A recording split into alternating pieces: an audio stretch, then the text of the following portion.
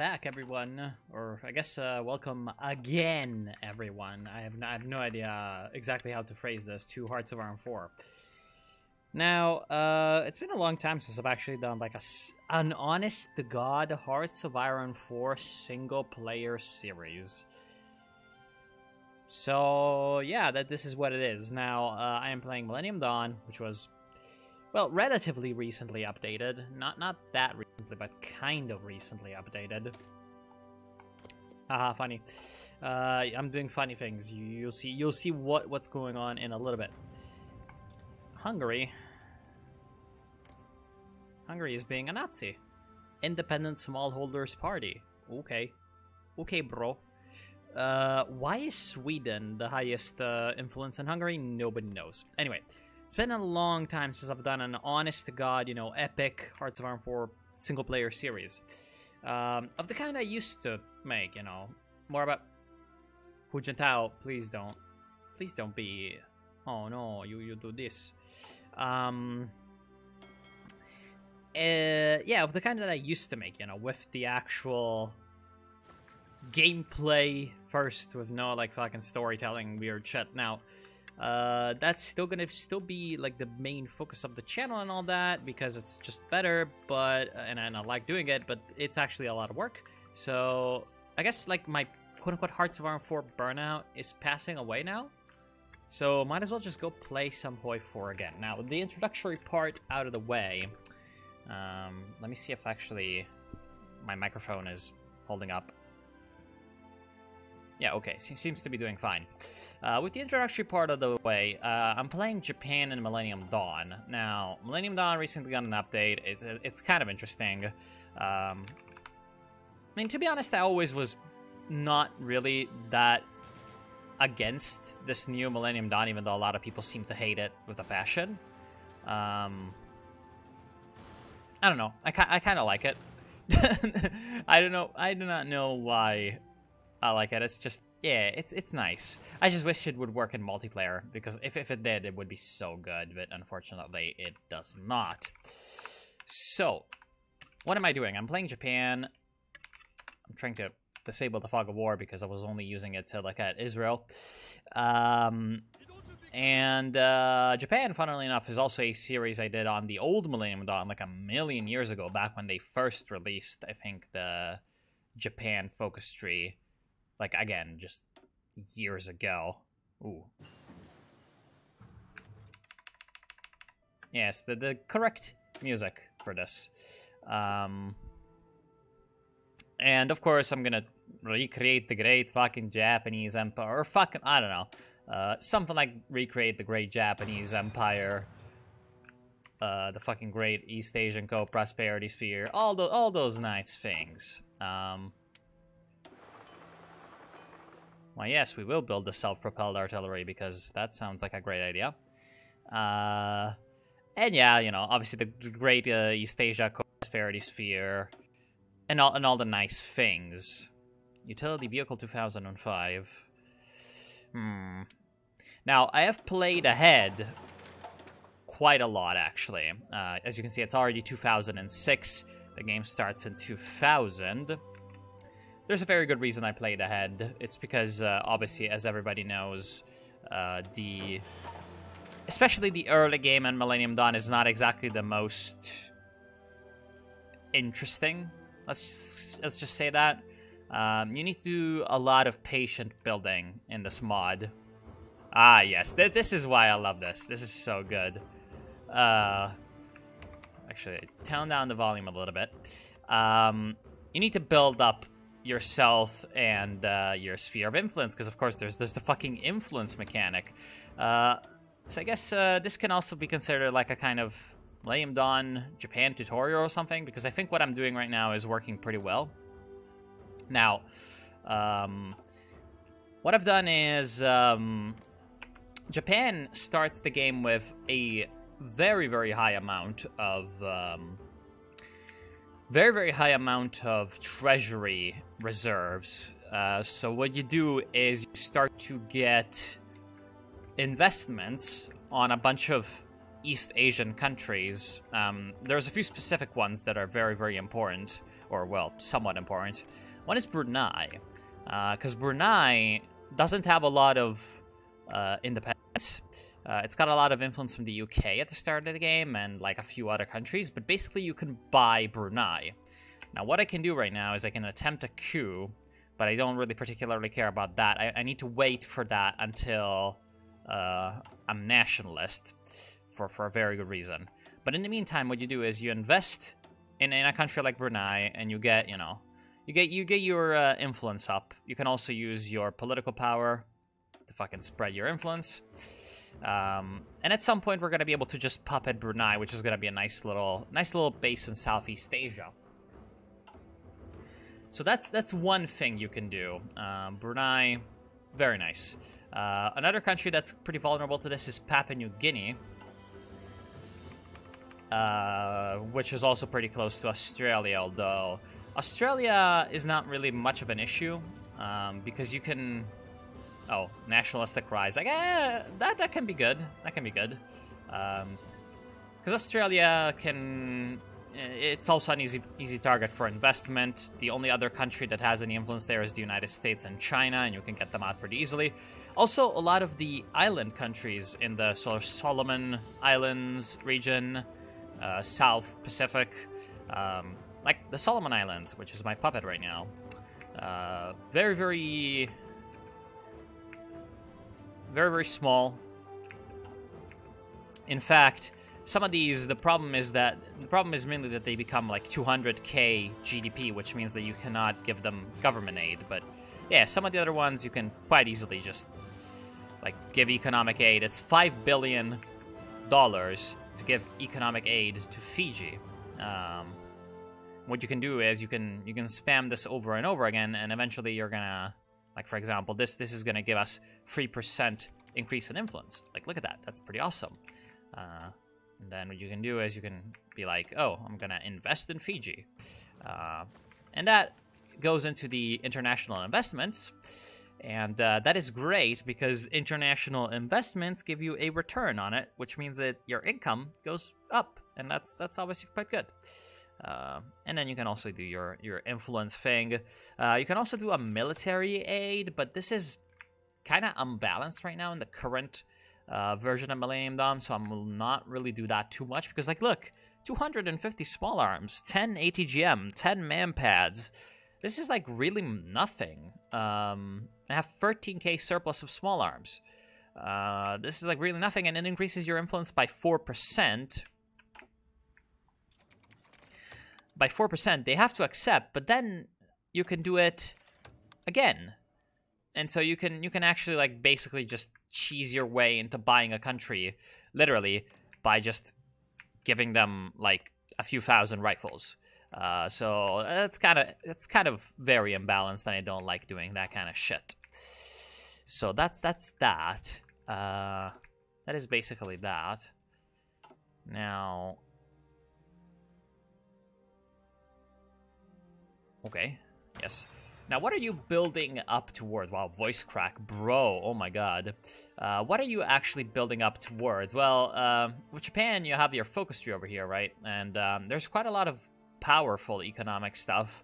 As Japan, you start the game with a gigantic problem, which is the Japanese deflation. Now, you cannot see it anymore, but it basically, Japanese deflation decreases your interest rate payments at the price of essentially most other economic growth modifiers. Now, in real life, Japanese deflation is a little bit more complex than that, and in fact, in here you make it go away by just clicking this national focus. Now, economists in real life really wish that was possible. Because the fucking Japanese deflation problem is a massive one, and I'm not qualified to explain exactly why or how, but basically the economic model that Japan was using in the 70s and 80s,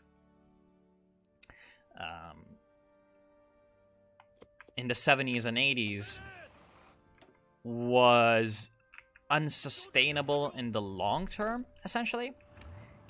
So what happened is that the Japanese economy, which had been growing and skyrocketing, sort of was actually kind of a bubble economy and burst in the late 1990s with the fucking 1997 East Asian financial crisis. And now basically the deflation means that the value of the yen cannot go down because there isn't enough money supply going on, which means that basically the economy grows slowly because people are incentivized to not invest the money. It's kind of a weird, complex, like vicious circle kind of thing. I have no idea which of those things cause the other ones, but generally deflation tends to be a pretty complex phenomenon that I do not completely understand. So yeah. So that's the problem with Japanese deflation. It's much more complex than what I've made it out to be, but you know, that's all you need to know, because in Hearts of Iron 4, it doesn't matter. That's fun.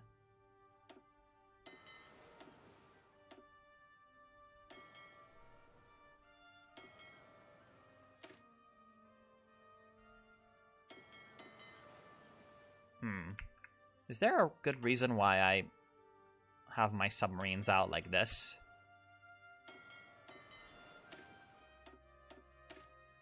Ooh, hold on.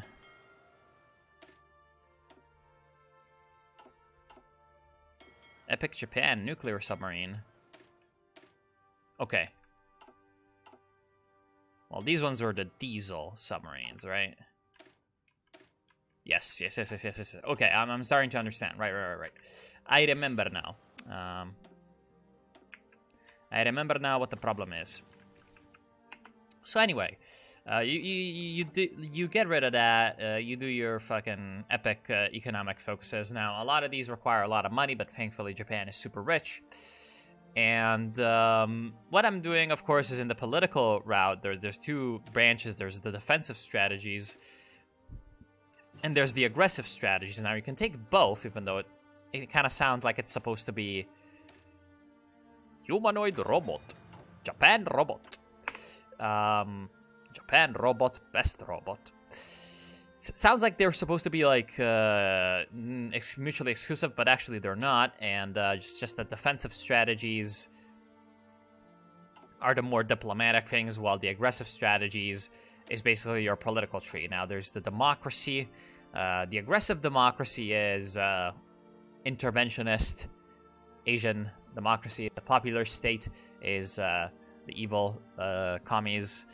Of course, you can either ally with China or be the red prosperity sphere. Now, this is literally exactly the opposite of like real-life Japanese sort of quote-unquote Japanese Communist Party policy. In case you don't know, the Japanese left in real life is actually very pacifist, isolationist. And they've been very consistent on that platform, essentially since 1945. But, of course, what everybody does is the fucking warrior state. Now, what's really kind of sad, quote-unquote even, is the fact that the, like, real life Japan is not really represented in this focus tree. There should be, like, a fourth route in the aggressive strategies, which is, like, the historical or realistic Japanese path, which is the LDP. I guess it's supposed to be like the democratic state, but what you're having there is very much not the LDP, because here you have the interventionist democracy trying to, you know, remake East Asia a bit more like Europe, but it's really not what the LDP is all about. This would be more like something like the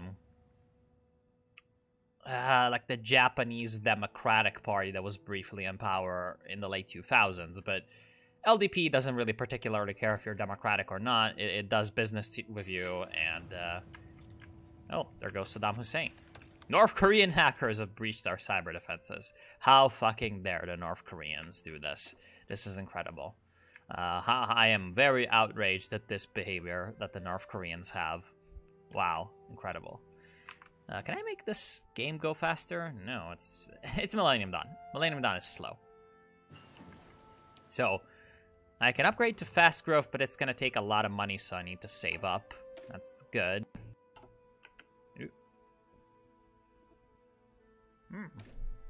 Soon I can have Japanese 4G internet. Everybody loves this. And of course, you know, everybody does the Nazis or the Imperial League. What am I even saying? Or the Imperial Japan. Because it's Hearts of Iron 4, you know? Why would you not want to do the Imperial thing? Because that allows you to, of course, kill everybody, and then that's fun. Now, of course, we want to kill everybody, because it's Hearts of Iron 4, and it's fun to invade the world. But what do we actually kill? In this route, you have... Damn, I like how the Red Japan actually has fucking puppet focus on all the Asian countries. That is amazing. It's so funny. We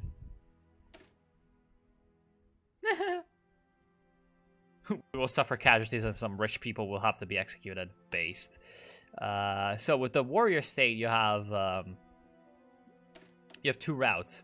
So in case you don't know, with Millennium Dawn, you have that the nationalists, who are the, you know, fascist people, have 4 different ideologies within them, 4 different parties.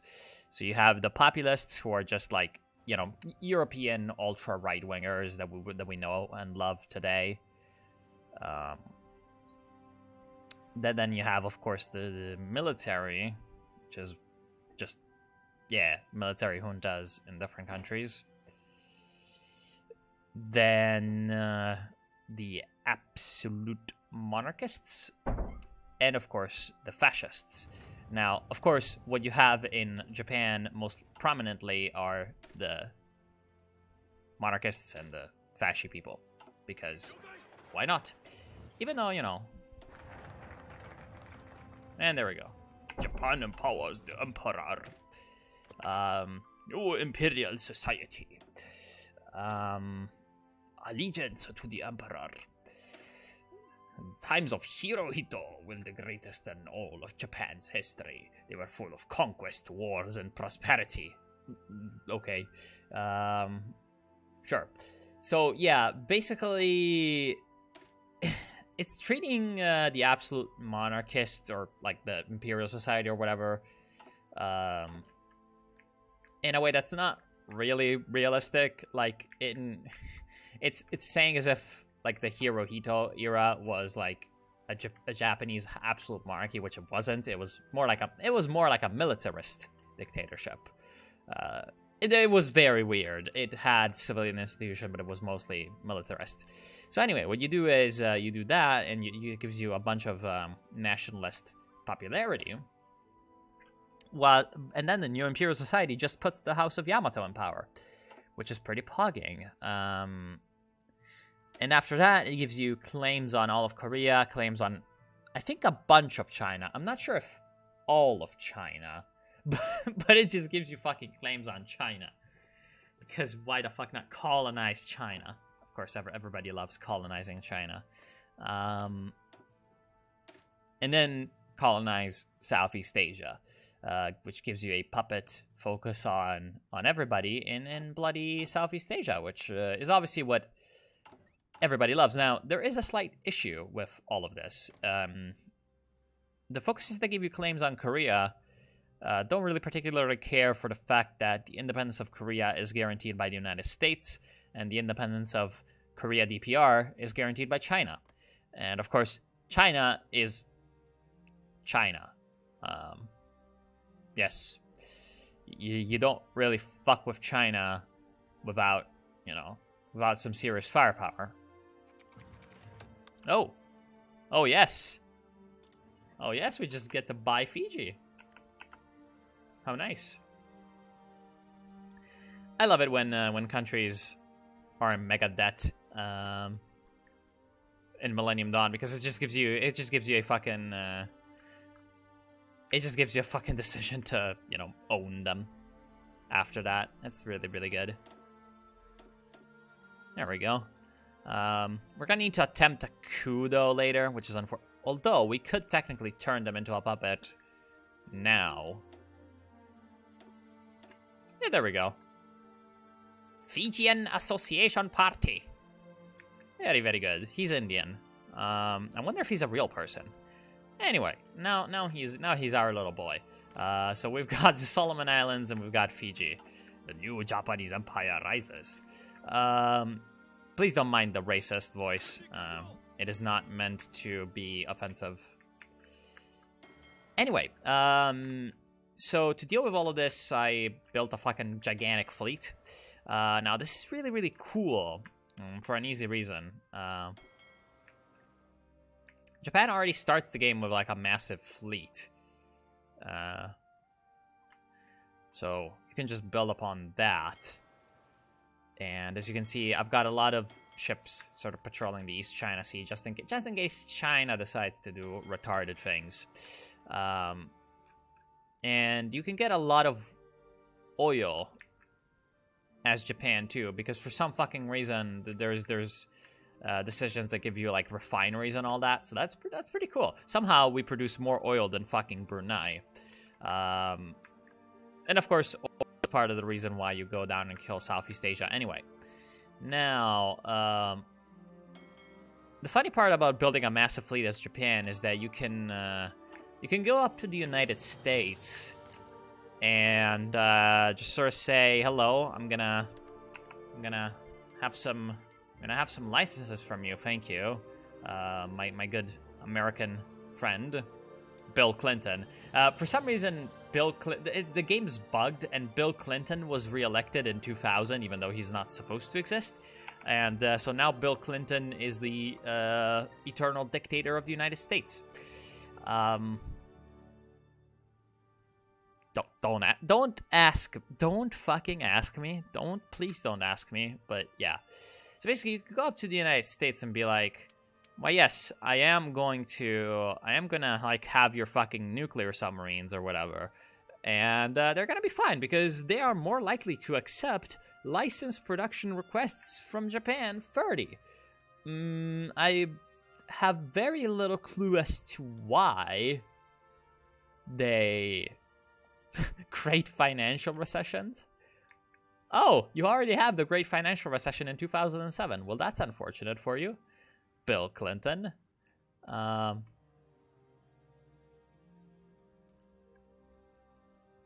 anyway.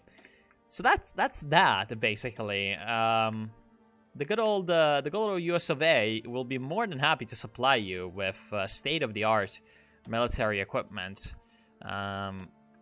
If you just, assure them that you will never, I swear, use it against you, I guess. Which, if this series goes far enough, we definitely will have revenge for, like, the fucking Great Pacific War or something. And so you can build a fucking gigantic fleet of American aircraft carriers, just like that. So the next time you meet a Japanese government official, especially like someone related to the military or the Navy, just go up to them and be like, why don't you just fucking ask the Americans for the designs of their supercarrier, and just do that. Just build those instead of like building the fucking quote-unquote helicopter carriers that are actually aircraft carriers and going through the trouble. Anyway, so you can build up massive military like that, but also another important thing is the military spending, because at the wow, just everybody. Nope, can't afford it. Technically I could. It was only 170 billion, but it would only increase my influence by 3 times, and I already have 10% influence on the guy. Oh. Why did I have 100%? influence on Taiwan. I distinctively recalled me having... like 20%. Maybe I just bought them off at some point. But I don't remember like going over to the 60s. Yeah, well, I guess Taiwan is now my puppet. And they're under the KMT. How based. I could exploit the guy.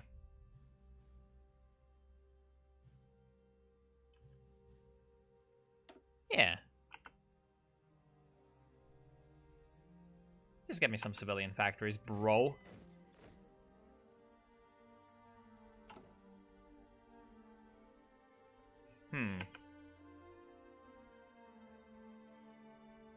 It's not working, isn't it? Oh well. Yeah, I guess that's pretty good. Republic of China officially ours. We have recolonized Taiwan, or something. I don't know. So the way you build a massive fucking military as Japan is you bump up the military spending to fucking huge. Okay. You bump up the military spending to fucking huge, and that right now is only spending $0.822 billion a day. A day? That's a lot of money on the military. So I'm pretty sure that's supposed to be. Damn. Okay. And right now, as you can see, our income is 9 billion, and we can definitely afford that defensive spending. So that is pretty good. Everybody loves a good old random military spending. Now, one thing that you can do as Jabun is also mobilize the population, which increases the military spending by 1. Although, I wonder, if I increase this huge military spending to gigantic, will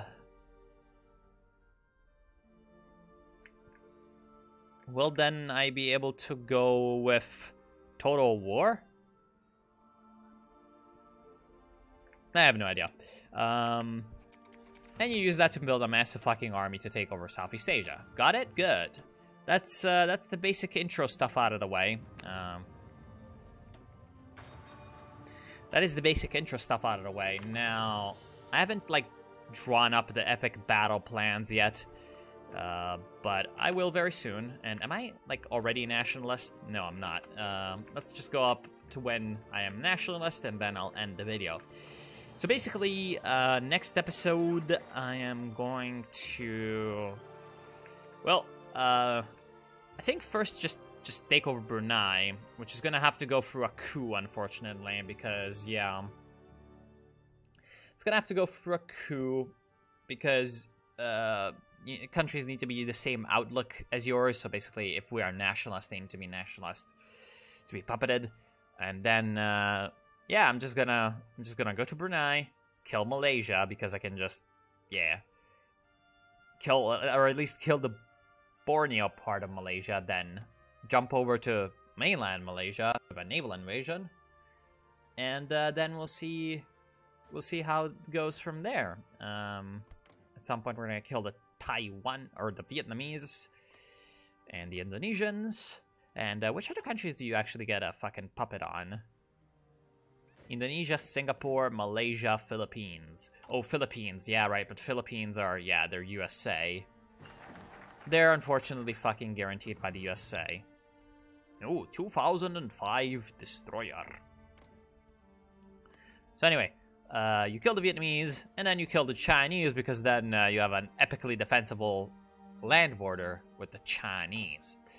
So anyways, that's about it for now. So I want to thank you all for watching. I'll play a little bit off screen and get my business sorted out, and I'll see you soon.